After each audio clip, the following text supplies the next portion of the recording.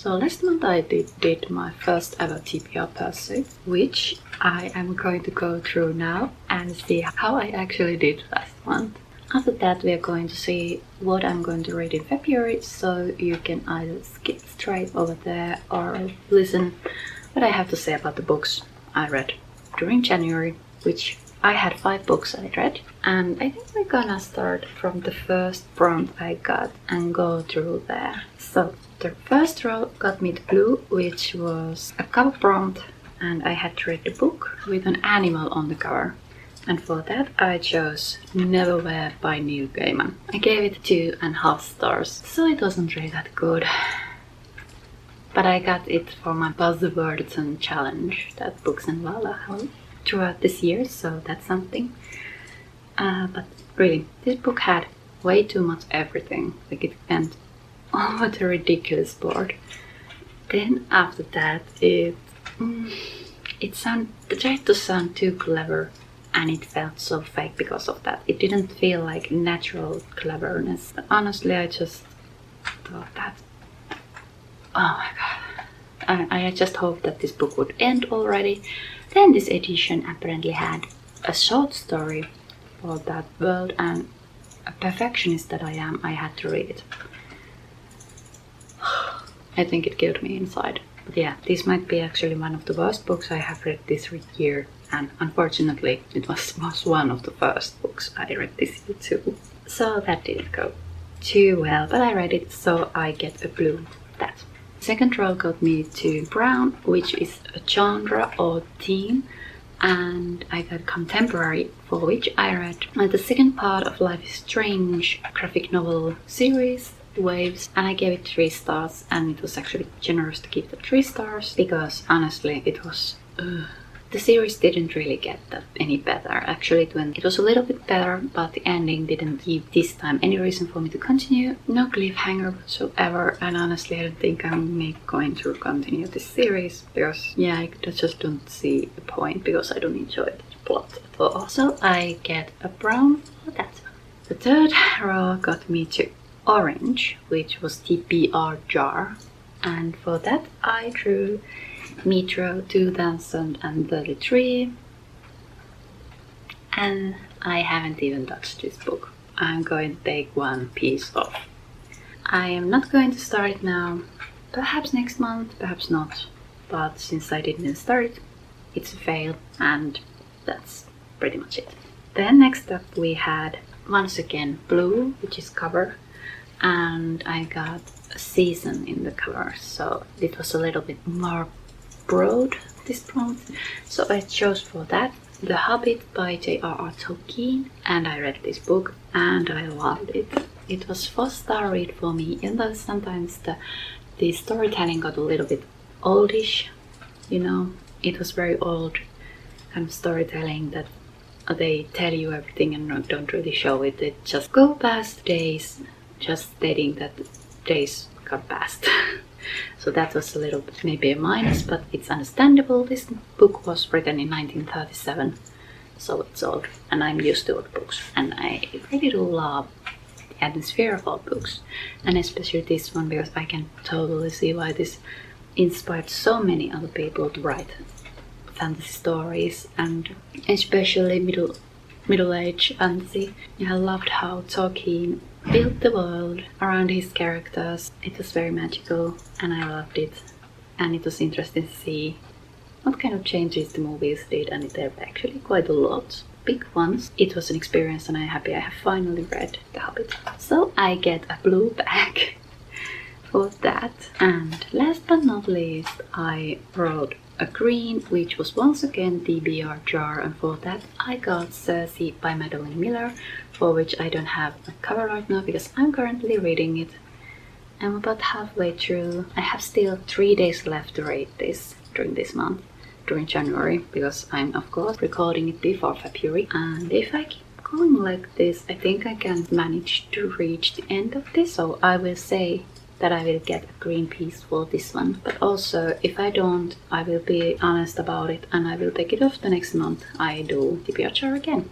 I'm really enjoying the story. I'm really enjoying Circe as a character. I'm enjoying all the Greek mythology and elements, and this reminds me why I love the Song of Achilles so much, because the writing style is absolutely beautiful. So I will continue this one and hopefully finish it before the month ends, because it's so good. Okay, those were all the prompt reads I read, but because I, for some reason, decided to read other books too, I'm going to go through them too. So at the beginning of the month, I read the beginning of, I think, the 5th book of the Wheel of Time series, Defies Heaven. In Finland we have this in divided. Finished that one. I started it during December and now I finished it. And it was okay, I gave it 3 stars. Then I finished listening Tokyo Ever After by Emiko Jean. I listened to this. I started to listen to this during December once again and finished it in the beginning of January, and it was so much fun. I gave it 4 stars and it was so super cute, and I thought that I don't like young adult contemporary books that much anymore, but this was very sweet and this was well written, and I really did enjoy the bodyguard princess romance. Then I also had a little 24-hour readathon, which I'm going to show you a video of later this month. And for that I finished The Bear and the Nightingale by Catherine Arden. It was a library loan and I needed to finish it quite soon. I gave it 3 stars. It was okay. I did enjoy the Russian folklore elements and fairy tale elements, and I did like how it was written, but most of the parts I was kind of expecting more to happen, and it didn't give enough with slow places to really enjoy it that much. But what really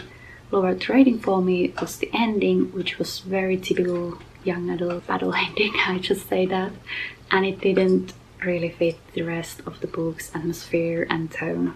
It kind of felt out of place. And last but not least, we have one DNF, and that was once again for the same readathon, and that was Midnight in Everwood by M.A. Guzniar. I read around, could I say, 100 pages. Yeah, I think 100 pages. I decided to stop reading it because I wasn't feeling it, and it almost put me back into a reading slump, which could have been because I was reading for 24 hours. But I had no motivation to read the book. I had no motivation and reasons to continue it.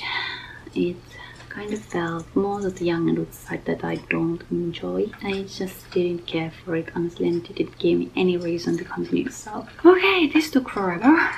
Sorry about that, but I read quite many books, surprisingly many books, and didn't even manage to continue one that I was supposed to continue. But whatever, that's life.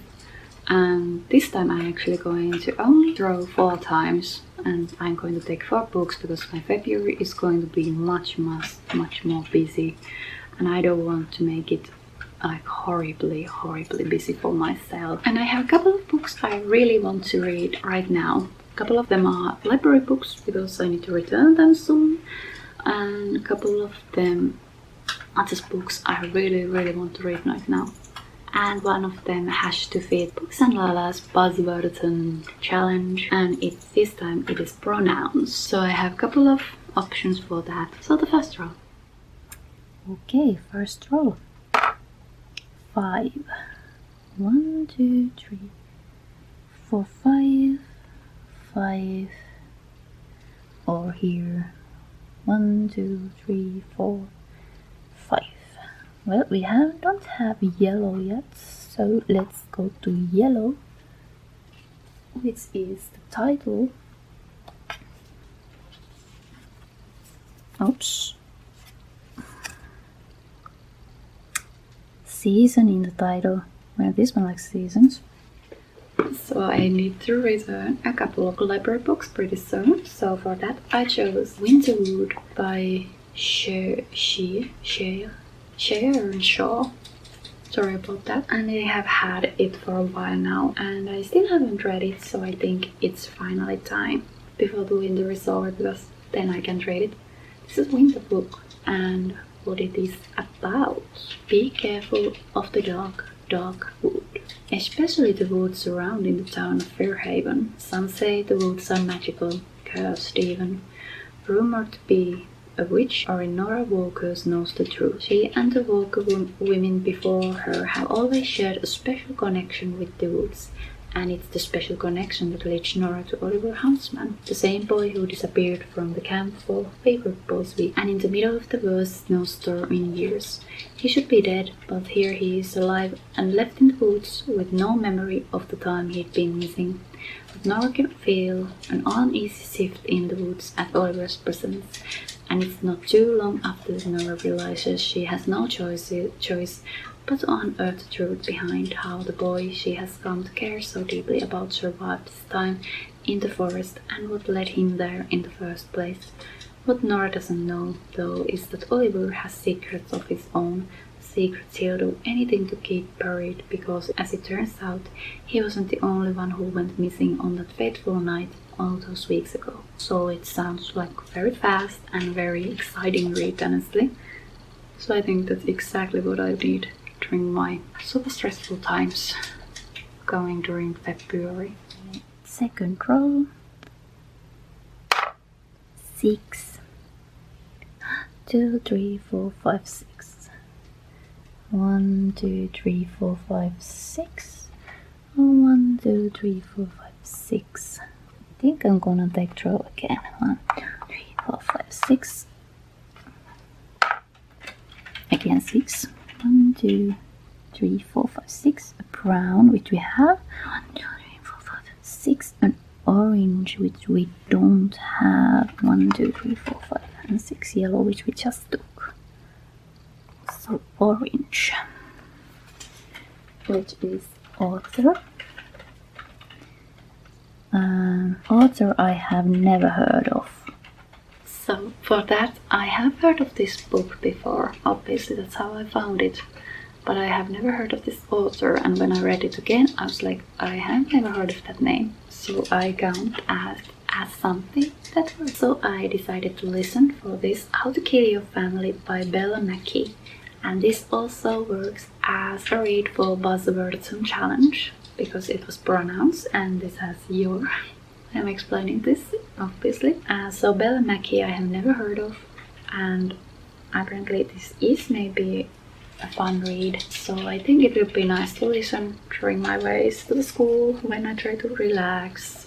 If I ever happen to have a bad migraine, I like to listen to audiobooks then, and I think this works nicely for that. Kill my family, make a claim on their fortune, get away with the above. Meet Grace Bernard, daughter, sister, colleague, friend, serial killer. Grace has lost everything and now she wants revenge. It's a fierce and addictive novel about class, family, love, and murder. Rule number 3. And it was 3. 1, 2, and now we can actually choose whatever color we want. We have yellow, we have orange. One we don't yet have is pink. 3. And pink was a challenge. Loan a book from a library. So the third row got me to pink, which is a challenge, which basically means that I need to do a challenge that the card gives me. And this one wasn't so much of a challenge, but in a way it is. But right now it's not really that much of a challenge, because I got a loan a book from a library and I have a library book waiting for me to just get it. Easy. And that is Leviathan Wakes by James S.A. Corey. I have learned this book for a couple of times from the library and I have never gotten around to actually read it, so let's do it now so I don't have to do it once more and be that embarrassing person who over and over again serves a book and never reads it. So it's the first part of the series and I have heard many good things about it, and it has a very beautiful special edition too, but I'm probably not going to get that, and I think I'm more the paperbacks, but first I want to read, because it's actually not that short a series, so I don't want to buy a first part and actually find out that I don't like it at all. This is about, let the Goodreads tell you. Humanity has colonized the solar system, Mars, the moon, the asteroid belt, and beyond, but the stars are still out of our reach. Jim Holden is exile of an ice miner making runs from the rings of Saturn to the mining stations of the belt, when he and his crew stumble upon a derelict ship the scapulae, they find themselves in possession of a secret they never wanted, a secret that someone is willing to kill for, and kill on a scale unfathomable to Jim and his crew. War is brewing in the system unless he can find out who left the ship and why. Detective Miller is looking for a girl, one girl in a system of billions, but her parents have money and money talks. When the trail leads him to the scapulae and rebel sympathizer Holden, he realizes that this girl may be the key to everything. Holden and Miller must thread the needle between the Earth government, the outer planet revolutionaries, and secretive corporations, and the odds are against them. But out in the belt the rules are different, and one small ship can change the fate of the universe. This gives me more the sci-fi I have wanted to read for a while now. So win-win. And the final throw. Number 4. So I think I'm going to straight this time. 1, 2, 3, 4. And sure, why not orange, because we have all the colors already. Female author. I got a female author which is very broad prompt and gave me a lot of freedom to choose whatever I want. And for that I chose again a library book that I need to return very soon. And it's also short, and it's also part of the series that I have liked. So Come Tumbling Down by Shannon McGuire. I can finally read this book.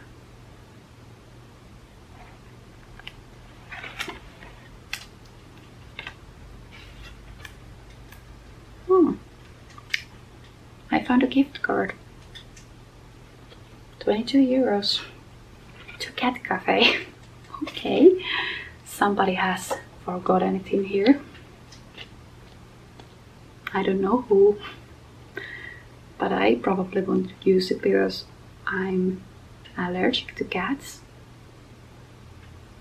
unfortunately.